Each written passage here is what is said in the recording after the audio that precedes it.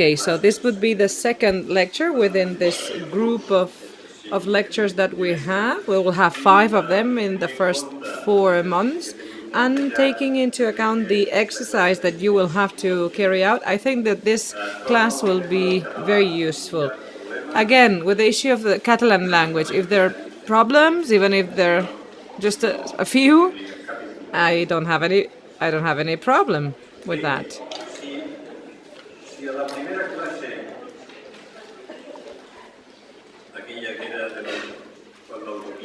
Okay. In that first class, when the utopia was possible, instant city, remember that I talked to you about being a rebel and being imaginative. And, a student of architecture, like you here now, it was about the search of an ethical way, social reflection, formal reflection. I think that's the most important thing that we can take out of this school. Technical learning, the profession as such is learned. You can learn it in part here, and especially you will learn out. When you're out of this school, when you're working in an office and doing some works, but here in this school there's certain responsibilities, so all those here, you and us, we need to work on this ethical expression way and let it out, because that is what will push us forward, what will push you forward when you are architects and you're working in a real society.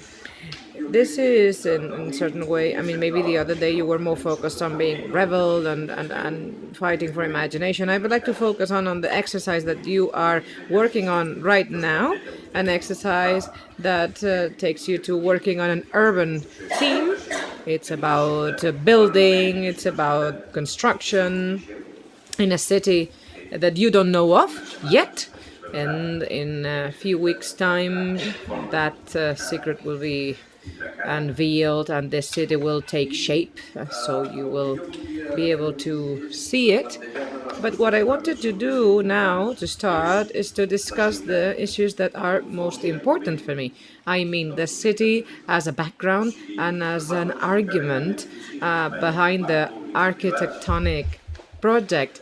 We are commissioned to build buildings and public spaces and private spaces, and we project them and we build them within spaces, cities that are more or less large, small towns, urban conurbations, but usually we have the city as a background, as the main argument underlying the architectonic activity.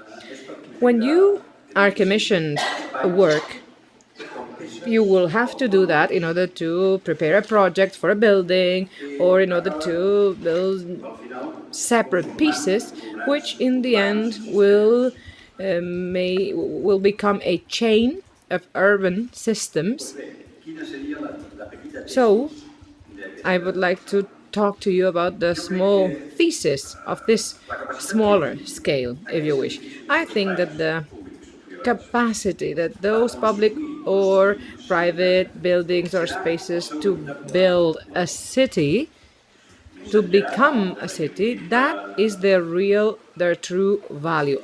And of course, beyond that, there's the need to cover the social requirements, because of course that is a commission after all, and ever since the beginning we have the instructions, and that's taken for granted. But the projects, they need to respond to that programmatic social need, and the real value for me is not there, but how to actually build something to build a city.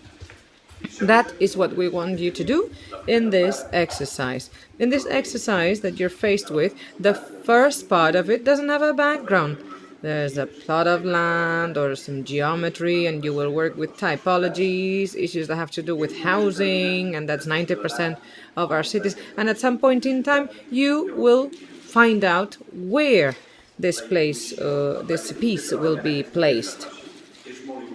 So the intuition is key here in this very first stage, because many things you can infer from the enunciate of the exercise, and then you can anticipate what will then become a reality. The title of this lecture is Landscapes, and you might be wondering why. I chose the word landscape because I like it much more than others like environment or context or place, because landscape implies, I don't know, more abstract connotation, more complex, more complete than the urban fact. Context, it seems more figurative. We're working in a certain context, we assimilate, we digest the context that we find, the environment. I don't know, these are terms that I don't use almost never, because they don't please me as much as the word landscape, and in this case urban landscape, because landscapes may be wild or degraded or urban or natural, different types, but the concept of landscape in the end encompasses what our job is about, because we need to grant it its due importance when thinking about conceiving something. So, what we will do today is to revisit a city. In this case, I could have chosen the city of Bilbao, or maybe a city with a great deal of expertise, but based on personal experience, it would be the city of Barcelona. So, I would like to revisit a series of buildings years after they were built.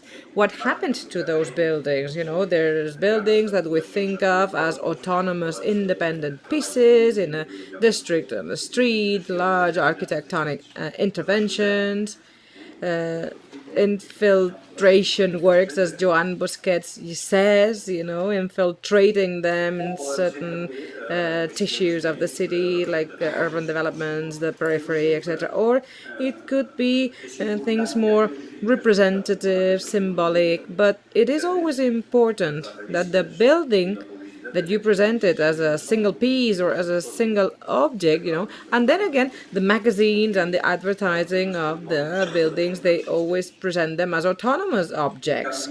They always ask you for the same kind of photography. It's like the rest of the world doesn't exist around it. But the thesis that I want to advocate today is precisely that the value is not to be found on the architectonic piece in itself, but in its capacity to build a city. How will we revisit the city? Based on a series of photographies of buildings and urban spaces, public and private spaces, taken by a group of photographers years ago. Could be Fran Fraser, Suzuki, Van Halder, Shimagama, etc. And in this case, two. Luis Casals in this first stage and Alejo Bagué in the second part of it.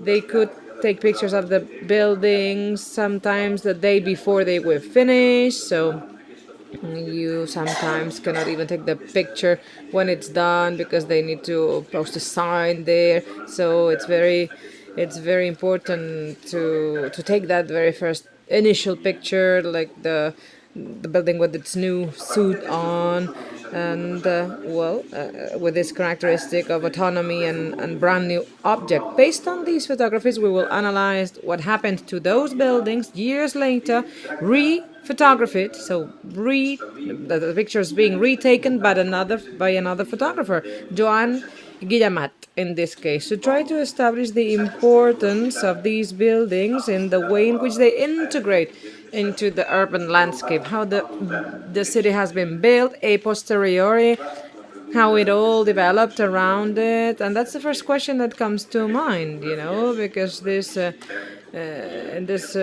pictures of the buildings, we see that they lose its autonomy. It loses its formal leading character, because then it becomes one more piece in the puzzle, in the ensemble. So the question is, why and what and who is Joan Guillamat? Well, Joan Guillamat is this gentleman here to my left. He's an architecture study, just like you, has not completed his studies yet. And I met him I met him because there was a photographer, a professor, Professor Santoja. He came from Madrid. He was someone who did architecture, photography, creative, quote unquote, and organized a workshop in this school with 50 students. And in the workshop, well, they developed a series of research for a week in relation to architectural photography, special effects, etc. And they organized an exhibition here in the hall of the school about the topic of photography, and I like it. I like it very much. And there was a section, more or less 50 pictures, some very funny, interesting. And among them, I found one which really impressed me. It impressed me a lot because I had never seen a picture like that one. This is the picture that I am referring to. So, I asked, who is the author of this photography? Because you see the Forum building of New Barcelona, the Telefonica building, the plazas, the Diagonal Avenue, trying to, penetrate the sea. And that is a picture of the New Barcelona that shows clearly the mistakes and the successes of the urban drift in this area of the city. But beyond the mistakes, the successes, there's a will. There's a will to show the city in its all dimension. There is human presence without people being there. But, there are many things in this picture that Joan will tell you about. So, well, anyway, I wanted to meet the photographer. Well, I was given his details. I called him to come to the studio, and we had a long conversation based on which we initiated our collaboration. Well, Joan will tell you now which the parameters are, that he's used, on the whole path of, himself being an architect student. Because in the background, I was telling you the other day that sometimes, and you might be wondering, young people like you might be wondering, what will we do when we complete our studies, against the current background and the situation and the world out there. I think we need to be positive, and architecture will always exist the way in which we want to understand it. And I wanted to emphasize the fact that it's not everything about finishing your studies and being commissioned 30 dwellings or a small museum, but there are other, ways to get to architecture. The other day I showed you the student that tries to break the whole world and organizes a whole story, and there is another way today, maybe more in line with the current present, more disciplined, and I believe more correct, and I just thought it would be relevant for you to hear about it. Well, very good day. I would like to thank Carlos for the opportunity being here and talk to you about my pictures. It's a pleasure. So, let me tell you the story behind this picture, how it came to me in the workshop organized by the White Professorship, because basically the workshop was carried out during the day, and it was about going on floor 12 of a hotel and take a photo more or less like this one, a picture of the city. And I guess I should look back in time in my whole trajectory and tell you about how I began in the world of photography and architecture. My will was clearly to take a picture of the city, but well, we'll see now why I reached that point and why I wanted to take further details or carry out a more individual analysis. Proximity, well, I started taking these types of photographies. I live in the Baix Llobregat area, and this area is very close to the delta and the river. And in my spare time, leisure time, before I started my studies, I finished, well, high school, and I used to go to the river to watch the animals and just walk by and in the nature, if I can call it nature, what's left there. And then I started learning everything I know now about picture by taking picture of animals. Those were my beginnings. So how come this change? Me starting as a photographer totally related with the nature, to the opposite, architecture. Well, it was totally objective. The fact that the wildlife disappeared absolutely in my area next to the Llobregat River. So my raw material, if you wish, had gone. So the works came. There was the Salmorras tube. It's a 3 meter tube. It was two actually crossing Barcelona from El Prat to Martorell, and this led to a great deal of land terracing and many works being conducted, and wildlife, fauna, the fauna wanted some calm and tranquility and couldn't find it. So then the high-speed train was built, and then the environmental recovery project for the river were conducted. So more land terracing and more human presence in the river, where actually the wildlife needs its space and its calm and its tranquility. So on the one hand, my raw material disappeared, so I didn't have a reason to take any pictures. And then on the other hand, I started studying architecture. Obviously, I also wanted to take pictures of architecture. It was a thing for me, a way of learning architecture by watching it, by appreciating it when taking a picture of it. So based on that, instead of taking a look at the river, I started taking a look at the mountain from home. I took my bicycle, I climbed the mountains, the area of Finestrellas. Here, when you leave the Diagonal Avenue, you just turn first left, then right, and you reach this plaza, this square called Mireia, which is the beginning of the Carretera de las Aguas. Probably you know this road. It's at a height of 280 meters, more or less, with spectacular views of Barcelona. I didn't know that area, of course. So from this plaza, from this Mireia Square, well, you start taking a path that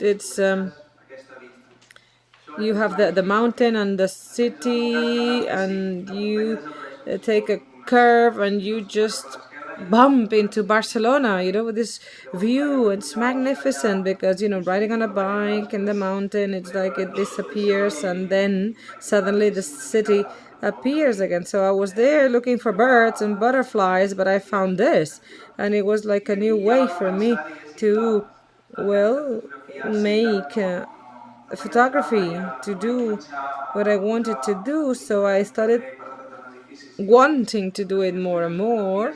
I still haven't started to use my tripod in the streets to take pictures of buildings, but the first pictures actually were taking, well, by chance, I should say. And then I worked on the idea and I continued along these lines. But I really, remembered these views. It wasn't such a beautiful day, as you can see here. This is a recent picture.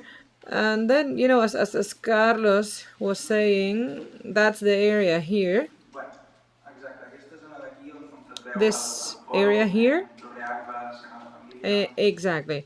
That's the part where you see the Forum building and the Akbar Tower, Sagrada Familia. It's a little bit in between the city and the Born area, like vertical, and the Gothic quarter and the diagonal axis. So from left to right, you would see in the picture, well, Collserola, that's not in the picture, that's where we are. And then the back, you see the Maresme area and the hills and the three hills. It's the whole Barcelona skyline with the three towers in Bezos, the Forum, and more to the right, the Mafre Tower and the Arts Hotel. Difficult to see, but there's the gas tower and Columbus statue and the port and the mountain of Montjuic, and then you turn and you would even reach to see the airport and the Garraf area, and you turn in town and you see the Tibidabo Tower. Now, what happened? I had material specializing in, bird photography, and I had a very powerful lens. And it worked well because now that you were talking about this, it's not like a panorama. I wanted to take a normal, ordinary picture, but with a broad scope, and you can do a lot. You can spend hours and days. There are people that climb up there with their binoculars, and they do that. So I used the same lens that I had, that I used to use to take pictures of birds, and then I did like these cutouts of pictures. And in one of my first stages, I took a picture of the forum area. Exactly. I don't know if you see that here, but that's an absolute cutout of a picture. This step that seems easy, right? I take the lens, the tele lens, and I cut out pieces of a picture. Technically speaking, is really difficult. Well, basically for two reasons. First, you are taking a picture of architecture that is 10 kilometers away from you, 10 or 12. And there's a lot of air in between from the spot where you're taking the picture to the first buildings. You see here in the middle of the highway, that's Gala Placidia, and very far away, well, there's the Plaza de las Glorias, and even if you go far beyond the Telefonica building next to the sea. So that was the first thing. One had to choose clean days, after some rainfall, not or after windy days. I don't know. On the 24th last week, it was one of these magnificent days. You could see everything, bright days. So, and then the second handicap is the vibration, because the magnifying power is such, the slightest breeze can actually ruin your picture. So with the reflex camera, I'm using a digital reflex. You know how it works. You press the obturator and you make the picture. You take the picture. Then a mirror comes up and you can watch through your lens when you do your pictures. And then some small drapes are open and they take the light, and then the drapes are shut back up, and then the mirror goes back down. And I use this camera that helps you see everything straight. And you see here that it's becoming dark and dark, but you can prolong the picture taking. It can capture light for 20 or 30 seconds, these new cameras. And as I say, the slightest breeze, since you have the magnifying power, this causes deformation. So in this picture, I started working from this spot. I went there as often as I could, working from the very same place, and clicking and clicking on different areas of Barcelona. Should I move on? What I am interested in these pictures is this microchip quality. I mean, it's like you have all the information there. Steve Jobs tells in his memories that when he built the first computer, he had the chips integrated, and he was superimposing them, and he wanted to make them all work together, but it was like a layer on layer building. And here you have all the layers of information, but with a system that is much more complex, and actually you end up having the whole city in your photo. Well, exactly, it's what Carlos was saying. It's the use of the tele lens, right?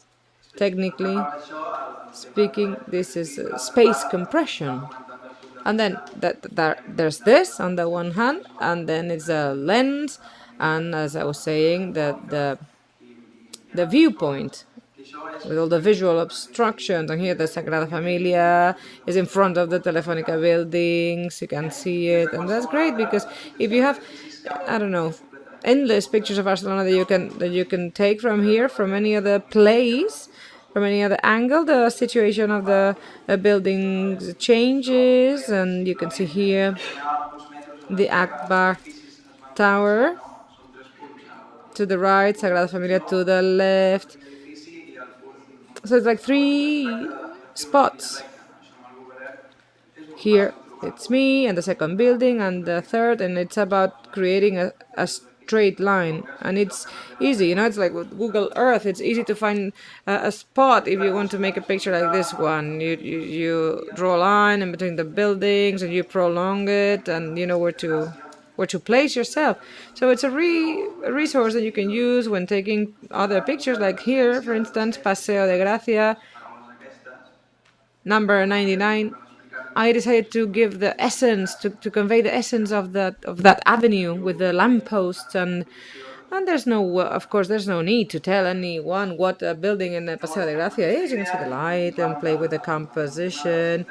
I don't know, to stress or to focus on the building. So continuing with the issue of the city, in the first picture we would see the whole of Barcelona like deployed, fully deployed, because I was taking a look at it, how can I say, frontally. If you apply the same concept and you go to Montjuic with all the coastline, like the coastline that we used to see before is compressed now, due to the effect that I was telling you about. So again, Maresme, the Bezos Towers, the Forum area, and here the Arts Hotel, the Biomedical Research Center.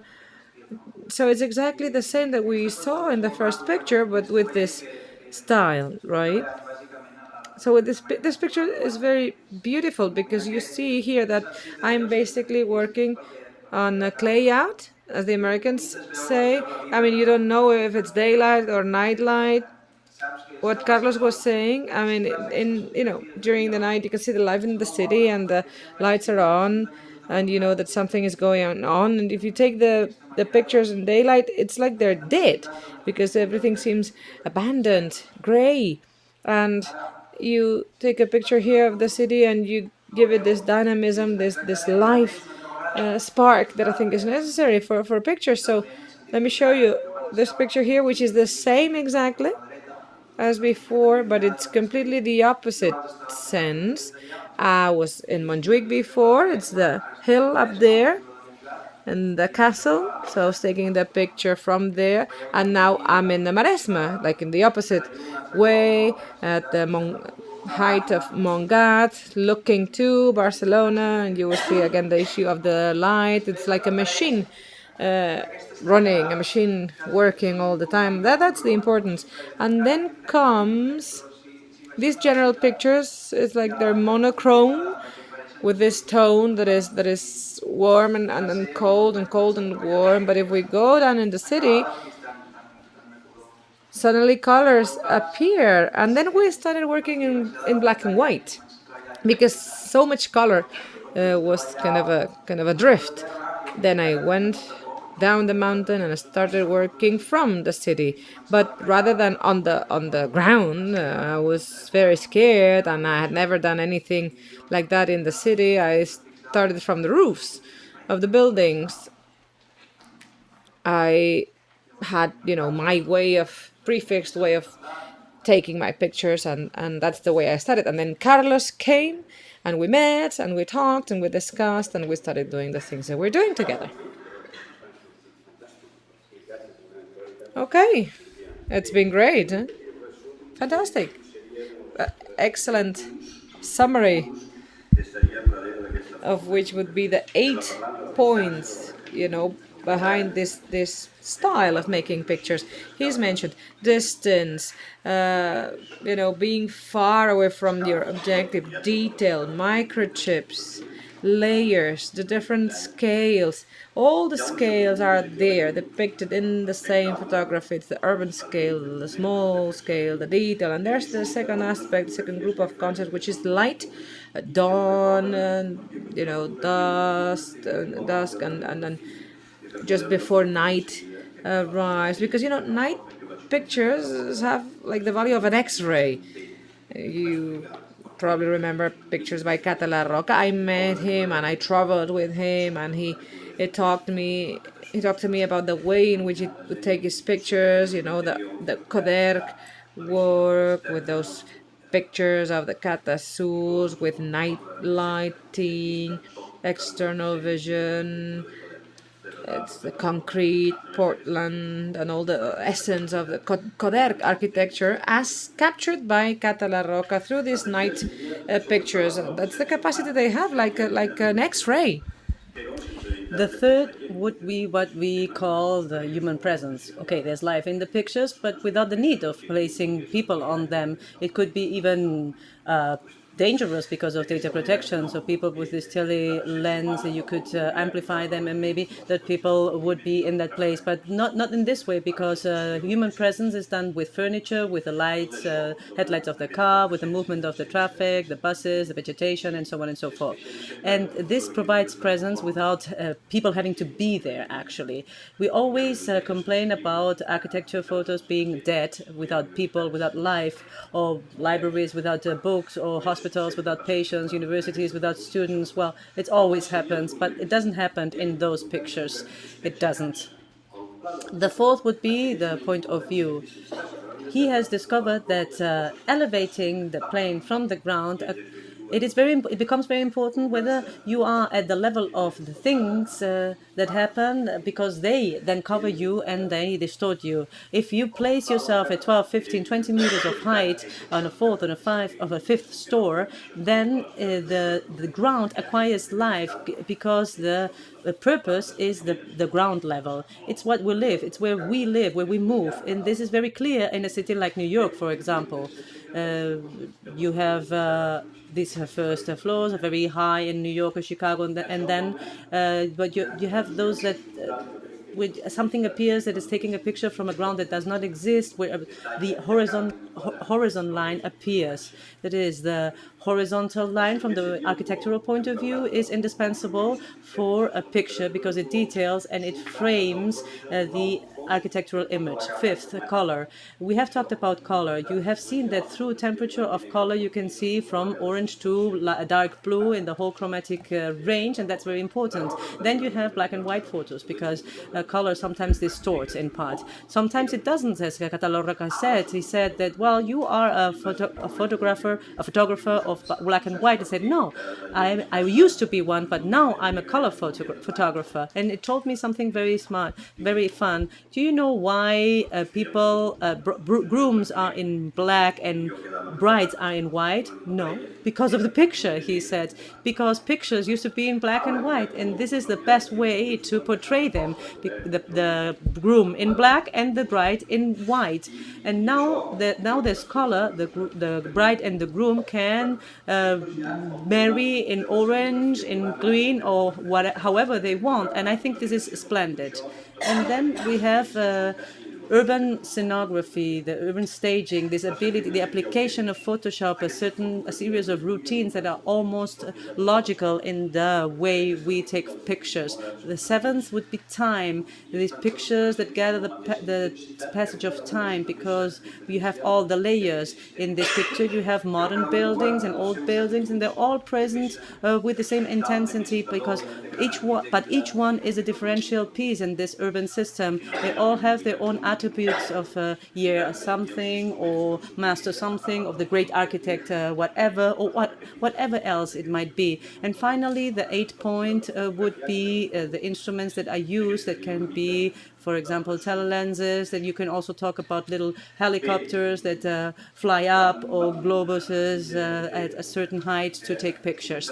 Well, when we started working on this history, taking pictures of places, and so the first thing that came to mind was, well, I had been asked to give a small presentation on a meeting in London, Barcelona, in which London wanted to thank the city of Barcelona.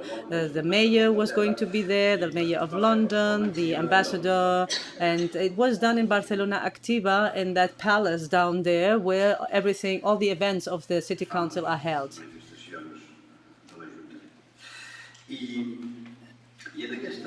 All the important events of the city council are held there. And in this session, where the English came to explain the Olympic Games of London, I was supposed to talk about the heritage of the Olympic Games 20 years after the fact.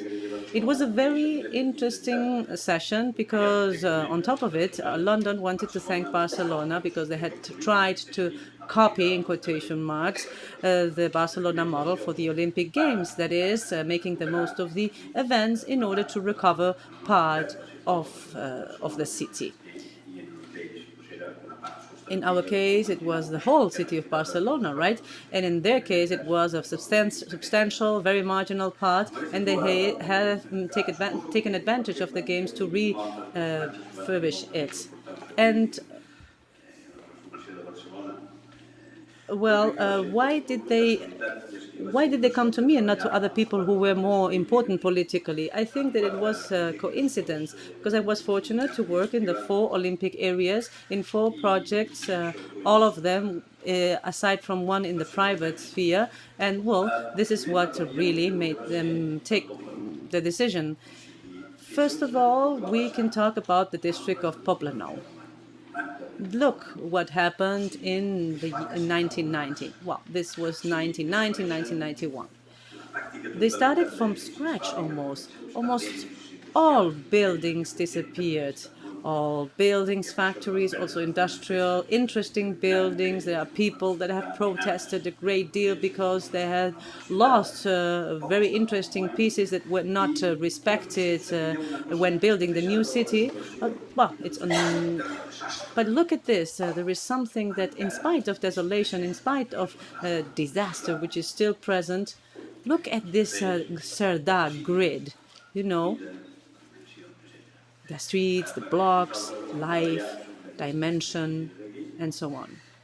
Well, we worked on these 3 blocks here, recreating back then. This is the picture that was made of the building project.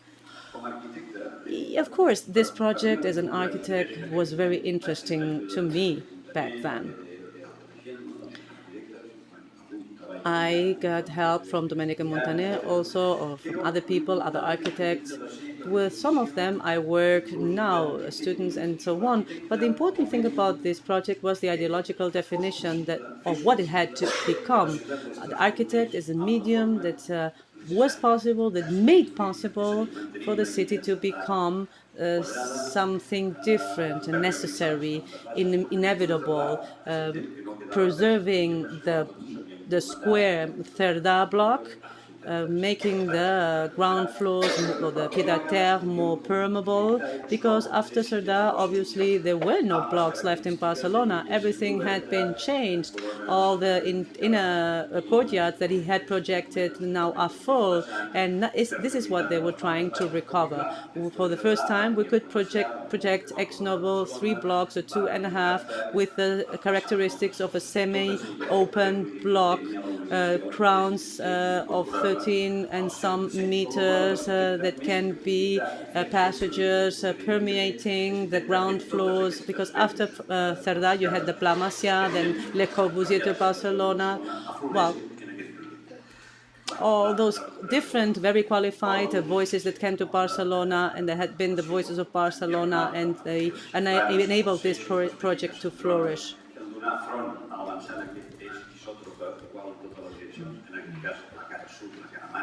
And then they created this isotropic blocks. Is the same in the south face, in the sea side. There are small towers. When Luis Casals took these very nice pictures with the towers, with the interior, and so on and so forth. And this is from a different point of view.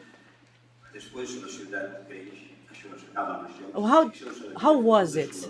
How did it look like when it was done? Then the city grew, and the places did not finish. Look at this very desolated, this bleak photograph in 2 or 3 years' time. How it has transformed. It's incredible because, of course, the Olympic Games of Barcelona, the great game of Oriol Bohigas, Busquets, Maragall, more than anybody, he was well.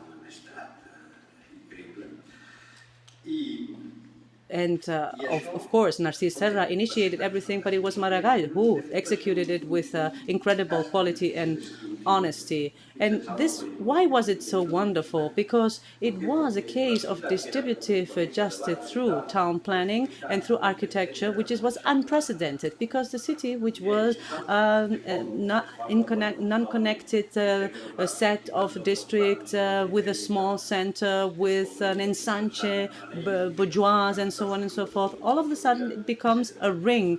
All the different neighborhoods are integrated. All the peripheral districts are well equipped. They are communicated through the ring, and large infrastructures like the Rovira Tunnel are created, etc., etc. And on the other hand, aside from equipping each of the neighborhoods, public spaces, public gardens, and so on, also areas that are used to recover 4 sterile areas of Barcelona, like Poblanola, Vall d'Hebron, and the entryway through Diagonal or Montjuic. And with that, the city is reconstructed, is rebuilt. From our point of view back then, blocks are within that whole space. And these are the pictures that have been taken by Joan Guillamat some weeks ago, a couple of weeks ago. Look at how it's wonderful to elevate the point of view. You can see all this, the streets of the Barcelona Eixample, all the city, the gradients, the mountain, the sky in the background, the close-up photography such as this one show us photographs such as this one show us this nerve, this life, this dynamism, the different how the ramblas would work, this inner rambla, the passages, the vegetation that has grown, the inner life, the small building to the left, which is for students, etc. And this other picture in which you can see the city, right, and the ability and the power and the value of this project as an urban piece within this conglomerate of system. Beyond the architect, which has been a medium in order to enable, to make all this possible, it's the ability of this group, of this all, to build the city. Something different, but at the same time very similar, happens in the Montjuic. This is the Botanical Garden in 1989, and it was not built because it wasn't Olympic. But the Olympic closing ceremony was celebrated because it was in the stadium and it was very good and enabled to open the first mesh of paths. Of course, a mountain such as Montjuic, which is bombed with aliens coming from everywhere, Olympic spaces, world expositions, all kinds of equipments and facilities and so on. Of course, they are magnificent examples like the Mies van der Rohe Pavilion or the Miro Foundation or other extraordinary buildings, but the mountain of Montjuic has been abused a little bit, and nobody has ever considered the shape, the topology, the topography, and the magnificent cemetery, but the castle, military facilities are around it. Now we don't know what to do with them, etc., etc. And for the same time, for the first time with the Botanical Garden, we try through shape to recover a natural landscape from an artificial one. Look at this. This is a garden when it's built, when it's not natural. 10 years after that, you can see the first plantations. I'm going to tell you in the class, which is then devoted to synchronizing geometry, this ability to turn structure and ornament into structure, that only very interdisciplinary projects have the ability to achieve that. And these are the current Joan pictures as he sees the Botanical Garden, the small access building, the building of the Higher Council of Scientific Research, with the whole city reflected on the glass. How does he achieve that? I don't know, but it's similar to what they say. Actually, the mayor looked at the city from this perspective, but this is an inverted vision. You can't see the sea, you see the city of Barcelona. The vegetation has grown and has distorted this first such manifest and such impressive mesh. Well, something similar happened at the Diagonal. The Diagonal was no man's land. You cannot even imagine that, because there were some embankments here, cars were dismantled here, the criminal scene of Barcelona was concentrated here. A lady from the city council was the one that talked to all these people and expelled them without forcing them to go away. Everybody said, "No, lady, they're going to kill you." But no, she was able to solve the problem. Back then, I had to build this building in an area which was not a field, which was not the urban space, which it was the entryway to Barcelona, the Diagonal, which was very representative. But well, what can we do? Of course, this was a green area, but there was a certain will. It was supposed to be the only Olympic hotel that was built in time, because the Arts Hotel was not built in time. Well, Pascual Maragall was actually very skeptical, and then he talked to me, and I'm always passed out. And he said, "Look, tomorrow I'm gonna sign the license, but tomorrow I want the trucks, because there are only 462 days left, and I can't go anywhere without a hotel in the Olympic Village and so on." Okay, so you'll see how you do it. Okay, of course, run. But it was a little bit revolutionary, the project at the Diagonal. The model that I did was a picture in black and white of the area, which is an immense area. And on it, I placed this small jewel, which was a very small model. It's done by a jeweler. It's of uh, ebony wood, and the covers are silver with and within there was a little cave, like a Platonic cave, with a little bit of a gold leaf in the inner side. And when I submitted the model to them, a prince that bin Abdulaziz, or whatever he was called. He was a client, well, the guy who paid in Barcelona. And I said, "Okay, you're going to fall on your face. You don't have nothing. You just have that." And it was, yes, looking towards the north exactly. This is something that Maragall always says, that it was the only building in Barcelona which was facing absolutely north.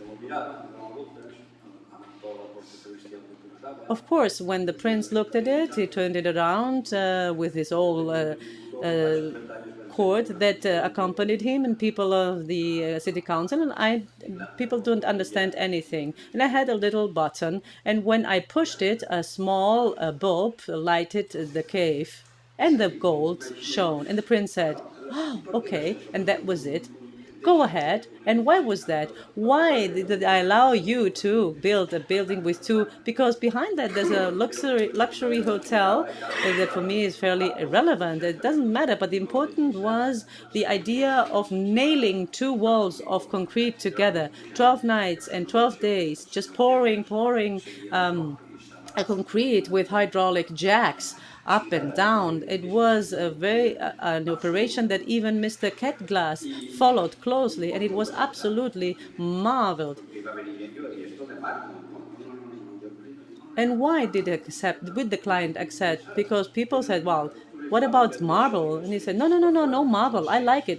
Why? Because Arabs, the Muslim culture, have very dry buildings on the outside, Alhambra and so on. Everything, luxury, light, everything is inside. But from the outside, They're dry. And this is what we considered for this one, that the spa in the document, we see it in the picture by Luis Casals, which is splendid, or this by Alejo Bagué from the interior, and now re-photographed a building that doesn't have the importance that it used to have in the city, because there are many other more better hotels, many more urban hotels, but it's still an element which is placed at the entry of the Diagonal, as Felipe Riera said in a short film, a building with a lot of character. And this is why he filmed it, because it was one of the buildings with character. The presence from the lobby of the whole city, Diagonal Avenue, the whole skyline of the city, the presence from outside when you come from the inside, which is manifested through these two magnificent photographs of Joan, the the Congress Palace, seen from the diagonal, from the inside, a picture that could not have been made because the building did not exist as yet. Or this wonderful picture here, the building lost in the middle of a world of towers. And finally, in this avenue of the Olympic areas, La Vall d'Hebron. La Vall d'Hebron is the most complex district because there's no park, there's no city. There were some apartment blocks from the 60s that were just scattered on the area, and I just had 3-4 days to create the project because it was a contest with the construction company. So other architects submitted their projects, and and that back then Acevillo was not in Barcelona, and thanks to that we were responsible for the project. Once again, and since we didn't have time, the project is a little ruthless, but it has this condition of urban peace. Look at the ring roads that were under construction back then, the Rovira Tower, the Rovira Tunnel that comes out of this curve, the topography. It's very steep. The apartment blocks from the 60s, the school, convent, etc. And this velodrome from Esteba Bonell, present, fantastic in its architectural presence. This is what happened back then, right? A little after the games, but and the pictures that took Casals, because he took pictures as if it were an object, GRC, etc. The double blocks, the towers, a building that keeps losing the great interior public space. But this group at the time of the Olympic Games, well, it was the village of the for the press. It did not get any award. It was not architecturally successful. It didn't pay attention to detail. Just one material to do everything. GRC. It had to be done in a year. I have pictures of from '97. From '98, there were trucks on a plot, and the building was practically done, practically completed. Well, these pictures have been taken these days by Joan Guillamat. Look at the difference. Just elevating the point of view over the horizon, you can see Montjuic. Look at this one. Here he applies everything that I told you about. The whole city appears, this piece. How can it be integrated how can it integrate all these blocks from the 60s and turn them into a piece of city that does work? Today, the Val d'Hebron has character. In the Olympic Games, a series of very interesting projects were made here. For example, the Enrique Miralles Sports facility, some tennis courts by Tounette Saunier, who also passed away, and there are other projects. I think that at the end of the day, everything is nice to celebrate an event, a show, but what you have left is the city. And if the city works, if neighborhoods are created, life is created, if buildings are integrated, if public spaces are built, if doors are built, and so on. This we could extrapolate to some places in Barcelona, like this one that you see. This is the Paseo de Gracia on this picture, and look at this, very different from what you have seen in black and white. Look at the reflection about the portrait of all the urban power of the city, and the building is not. There's just another piece within this urban context. Or this other one, the black and white in the building that irradiates light, as is where transparent marble. This idea, a little magical idea of a light coming through stone at night. Or in the area of Las Corts, this building, this is the CEO gallery. I think it's a company, the image of a company that has gone to London, to Singapore. I spent more days in Casablanca. Uh, because they want the world to know this company that employs 70,000 people, that is famous all over the world. Look at the pictures. Look at the project picture by Alejo here, magnificent.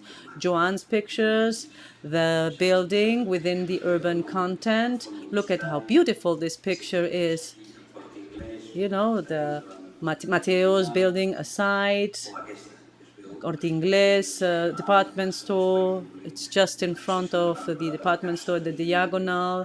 There's the situation of the corner, the plaza, the public space, the ramped access. Well, it changes the perceptions within through the optical geometry of the facade. Or Plaza Lesseps. These are buildings made with the OIB, the Office of Architecture in Barcelona, with Xavi Martí, Lucia Ferrater, who is my professor, Borja, and so on. They have been the main characters of these projects. This picture by Alejo Bagué is just built next to the Fuste Library, another very complex place in Barcelona. Look at this picture here by Joan.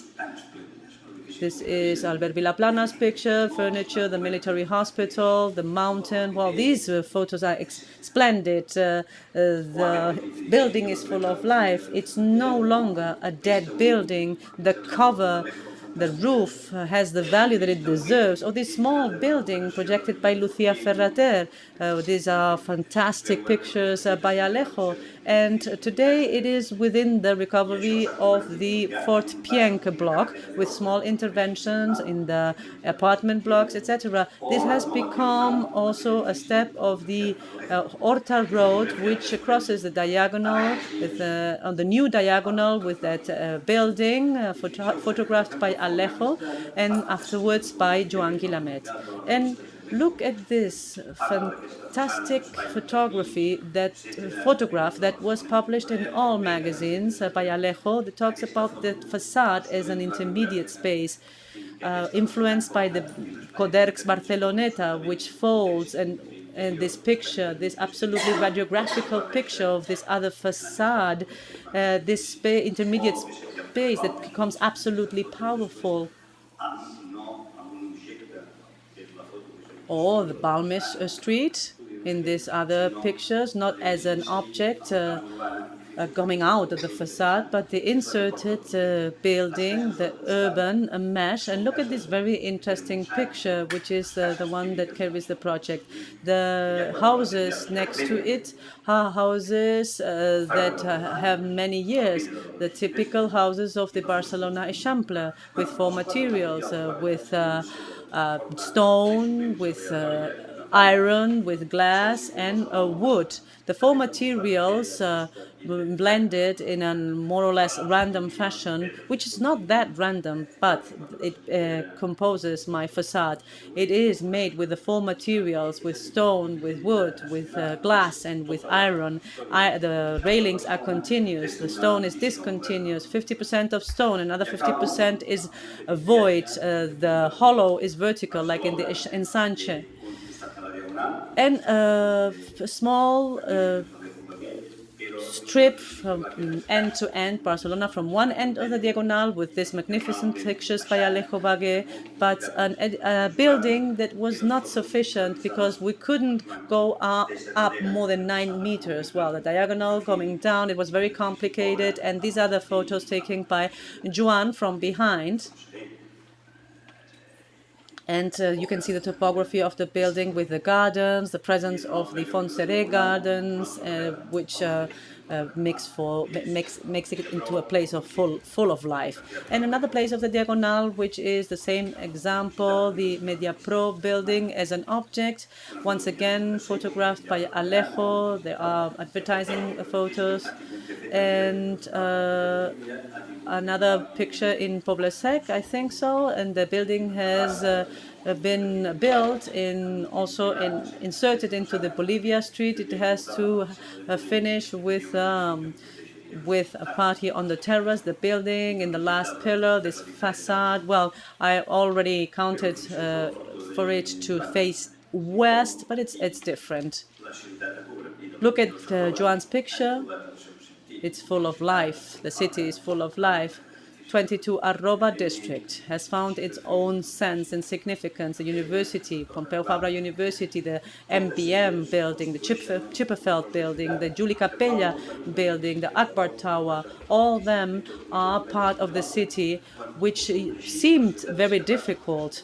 But, you know, the city can do everything. The city is able to hold everything, and pieces are in synchrony, in harmony. Well, this is the message of this class.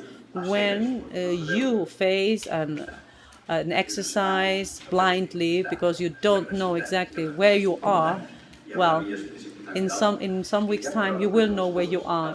There will be a city. There will be important things. Roads that will be more important than others, but you will be able to carry out a cold analysis, an abstract analysis of the situation for the exercise. If you are intuitive, what you do now is going to be very useful for the second part of the exercise. If you now fail in the interpretation of architecture, of intuition, you will have to practically redo the exercise from scratch.